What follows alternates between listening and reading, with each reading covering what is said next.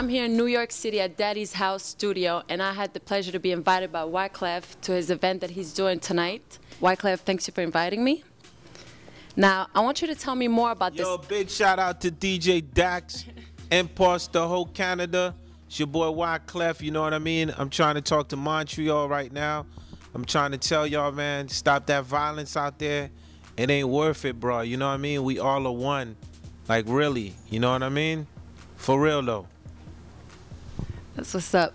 Now, I want you to tell me about this event tonight. What is the idea behind it, and what's the concept? Well, I mean, you know, it's been a minute that, you know, a lot of people been seeing what we've been doing. There's been a lot of politics going on. And in New York City, we here at a Daddy's House. Big shout out to my man, P. Diddy, Puff Daddy. This is his studio. Shout out to my other man, Harv Pierre, that's keeping the things going. Another one of Diddy's friends and partners. Basically, you know, for me, getting back into music, we decided that we're gonna start a small label, me and my brother. It's called All Hands on Deck.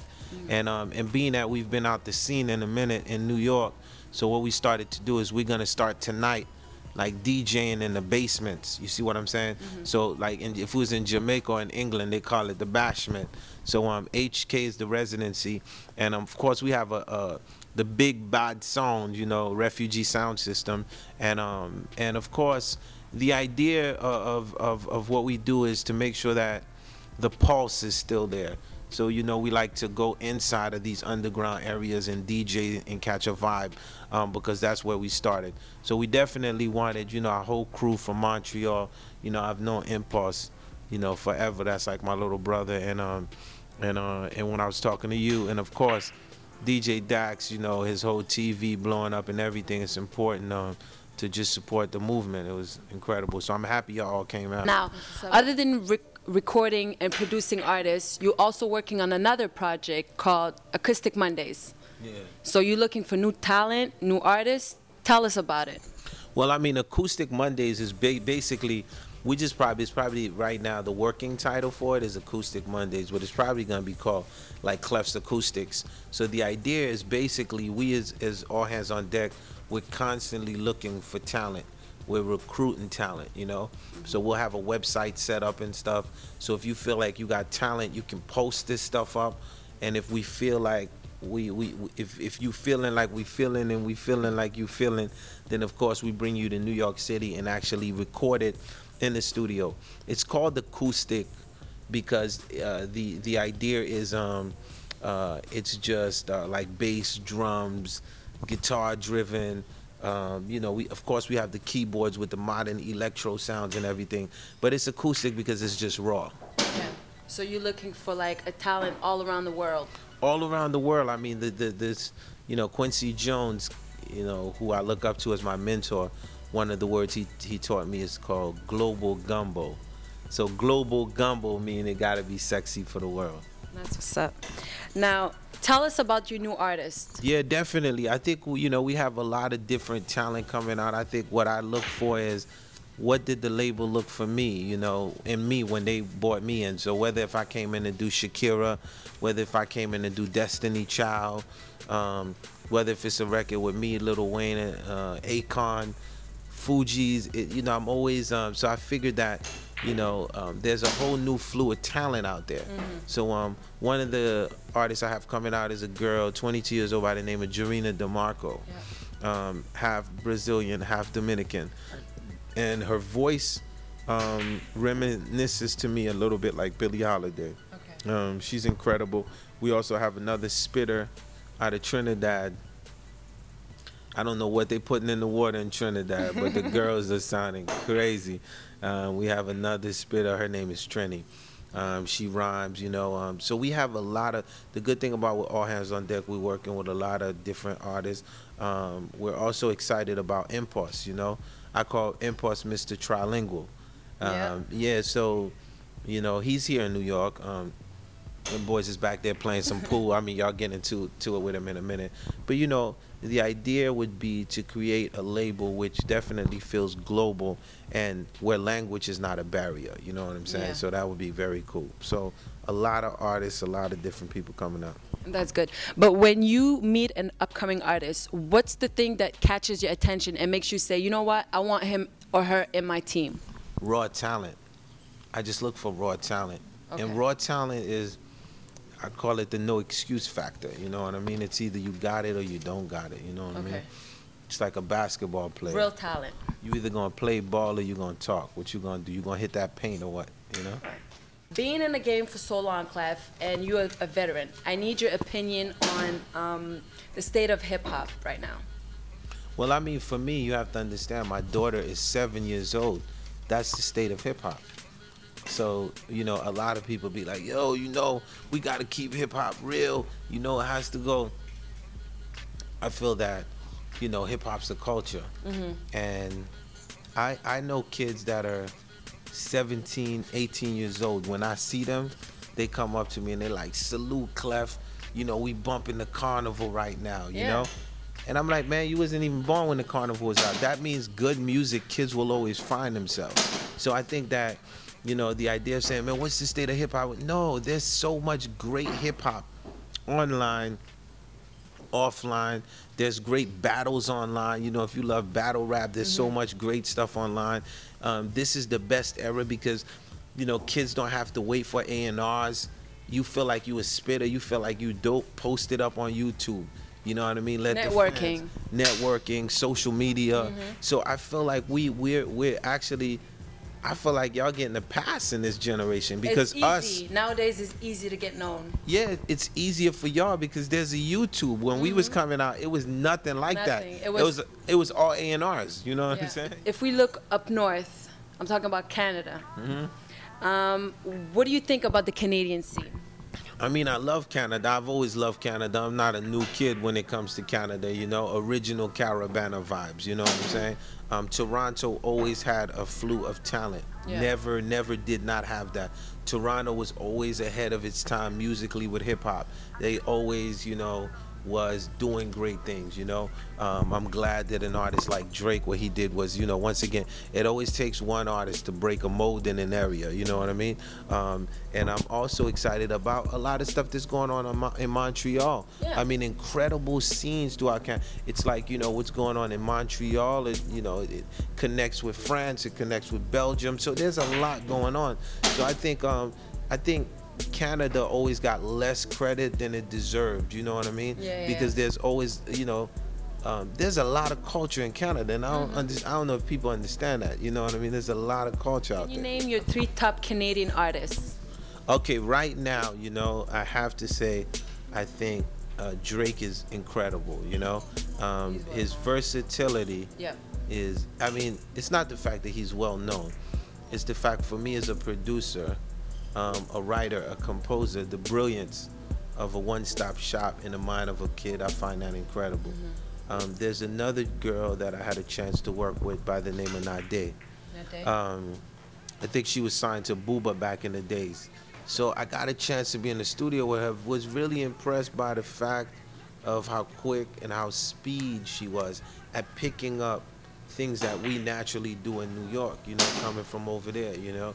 I was excited about that. And for me, you know, Mazion is always, for me, one of the best groups to ever come out of Canada, you know. I always call them like the Canadian Fugees, you know, the mixture of roots, you know, like where they actually come from and not compromising that, you know, for the music, you know what I'm saying? So I think Canada is bad. I love a lot of stuff coming out of there. So you think hip-hop is going there? Canada has it, right? No, Canada don't just have hip-hop. Canada has music, you know, reggae, a lot of influences with reggae, a lot of sound systems. You know, if you really a serious reggae sound system and you haven't played Canada, you don't have no reggae sound system. You know what I'm saying to you? So I just think musically Canada is definitely up there. They do great festivals. Definitely. Every year I always look forward to going back to Canada, definitely. Yeah? Now, I heard one of your songs called Justice, a tribute to Travon Martin. I want you to tell me your definition of justice. Well, I mean, for me, you know, justice, it just basically means that the person has to get their just due and, you know, equal rights and justice. So in the situation of Travon Martin, you know, a young kid which is shot because of the hoodie and because of the stereotype of the area, and he's gunned down. If you let a situation like that just pass by and you ignore it and you don't put justice in issue, then what happens is you start a copycat form around the world where people could just feel like, yo, if it's a black man and they wearing a hoodie, we could just gun them down and we could shoot them down. So, you know, in this song, you know, if you 17 and you wearing a hoodie, you know, make no mistake, there's one like you in every corner. So at the end of the day, you know, equal rights and justice, you know, equality for everyone. So what's good for you is good for me, you know what I'm saying? So if I shoot you and you're gonna lock me up for the rest of my life, and you shoot me and then it's different, then it's like it's unfair, you know what I mean? Do you think that everyone should carry a gun for their safety? Well, I mean, for me, you know, I have a song when I say, you know, I'm all about peace, but I carry a piece. Cause I'd be damned if they shoot me with the same bullet they shot Kennedy. Same bullet shot Martin in the balcony. Same bullet shot John Lennon in New York City. Same bullet shot Tupac out in Vegas, Biggie out in Cali. Same bullet traveled to the mountain of Bolivia. Then it popped Che Guevara. You know, so for me, I don't encourage the use of firearm, but I have to protect myself. So if someone is coming for my family, I'm not just gonna sit there and then watch you just react on my family, you know what I'm saying? You're not gonna like rape my wife, you know what I'm saying? Stab my daughter, and I'm just looking back like, oh my God, I wish you understand what I'm saying to you. So I heavily, you know, protecting, you know, myself and protecting family and friends is something that I'm always very strong for, you know what I mean? And then within my constitution, you know, you it's not like you don't have a right to bear arms, you just have to get it in a legal way. But what happens is because of the random shooting and so many people killing, just today in New York, you saw some guy lost his job and then he went and started wilding out and started shooting, you know what I'm saying? So then there's people like, man, you know, we need more gun control laws, you know, like you're always, you know, or schools or you know, so I'm not saying, oh, you know what, everybody should be getting a gun and everybody should just wild, wild west it. But at the end of the day, you know, you have to protect your family. There's a big problem in the communities, and one of the most shocking facts that I think is the new generation of kids, which they don't know really what they want to do in life and when they grow up. What do you have to say to them? Well, I mean, you know, for the young youth that don't know what they want to do, is you have to just, without pressure, like, you know what I'm saying, like I'm not here like to pressure them or give them a speech, but at one time I was confused. I didn't know what the heck I was gonna do. Around what age? Like, you know, still like 15, 16, 17, 18, you still finding your way. Like, you know, 19, you finding your way. But what I encourage you to do is, you could be confused and you finding your way, but you still find your passion. Just find the one thing that you're passionate about. So I'm not worried about you being confused. I'm worried about you not being passionate about one thing. So your confusion, I can understand that. So I was confused, but I was passionate when it came to music. So you can be confused, you might be passionate when it comes to sports, you know what I mean? So the thing is, the confusion factor is not what bothers me. What bothers me is a lot of the youth is confused and they're not passionate about anything. But what do you say about the government not investing enough money in art, you know, education, sports, music, and all that? Well, I mean, understand that everyone, when you're within a community and you vote for the person that you want, you know. So if you feel that, you know, there's people that you want a community center, there was a community center promised to you, you need more books in this area, you need a gymnasium, and this is what somebody promised you, or they told you, you know, everything is going to be much better, and then the person come in office and you don't see that, you know, keep in mind there's going to be another election, so you have the right to go ahead and say, I'm not going to vote for that person. Because keep in mind, you the people are the ones that are in control of your destiny. And what that means is a lot of times you sit back complaining. While you complaining, you never voted. You never actually went and you never rallied 10,000 people and said, we don't agree with this. So, you know what I mean? This senator is bogus, or this president is like, you've never done that. People, you know, within our communities, we just more sit back and complain. So versus complain, you have to take what I call peaceful action and making things happen. So they need to get up and do something about it. You have to. You can't just talk about it. Like, if you don't agree with something in the community, you put somebody in place in that community to do something for you. So if they're not doing that for you, don't vote for them next time. Definitely. So now I'm gonna give you words, and I want you to tell me the first thing that comes on your mind. Money. Evil. Fugees. Controversy. Voodoo. Superstition. Sex. The best thing on earth. Slavery. Reparation. Brain. Einstein. Haiti. Love. Illuminati. Theory. Energy. Alternative energy. 911. America. All right. So, do you have anything to add before we end? Actually, yeah, real quick. I'm gonna grab something, show it to y'all. 2 seconds. All right, yo, this is actually my first book coming out. It'll be out September 18th. Okay. This book right here is a book which is called Purpose. This is big because, you know, like, so many stuff been said about Wyclef. Like, it's like a trillion things. So this is an immigrant story. So this actually goes through some of my life, you know? So it's like a biography. Yeah, it's the first of my biographies and stuff, you know? So my next book is probably going to be a more political one. It's called They Tried to J. Edgar Hoover Me.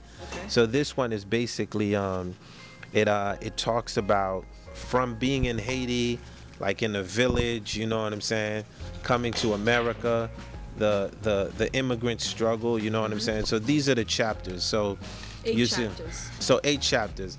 The village, that's when I was in the village, you know, Garden State Promised Land, when they said we was coming to the state, you know, the beat of my own drum, just trying, you was talking about that, like kids trying to find their way, you know what I mean? 3 becoming 1, you know what I'm saying? That was the Fugees. We talk about the score, the Fugees on fire. What broke up the circle with the Fugees, you know what I'm saying? Okay. And we also talk about, of course, Wyclef for president, the whole, you know, a little bit of that, the controversy of that. So definitely, y'all get a chance, pick this up. It comes out September 18th. And actually, you know what I'm saying? I have to tell you, I mean, Dax TV is actually getting the first exclusive actual interview of the September 18th. So look out, you know what I'm saying? No makeup. I'm just a good looking dude. I mean, Let me see. This is my mama's, you know what I mean? No makeup. Good looking. I got some crazy pictures in the book though, you know what I'm saying? Like But when did you start writing this book? This book, man, was like 2 years in the making, you know what I'm saying? So so this is me like with a gun when I'm little. Like, if you want to zoom in, this is like young Wyclef right here. So I was always gonna be Clef's first birthday, Port-au-Prince, Haiti. Yeah, I was gonna always be a revolutionary, you know what I'm saying? That's what's up. Yeah. So that's the plan. So look out for that. Other than that, the label is called All Hands on Deck. You know, look forward, you know, to also coming back to Canada rocking. It's all about the world movement and of course music, more music, and and for the politics, you know, we the politics will always be in the music, you know what I'm saying? And yeah, so it's all love, and it was a pleasure. Always respect to you. You Thanks know what I mean? for accepting this interview with me. Cool, thank you.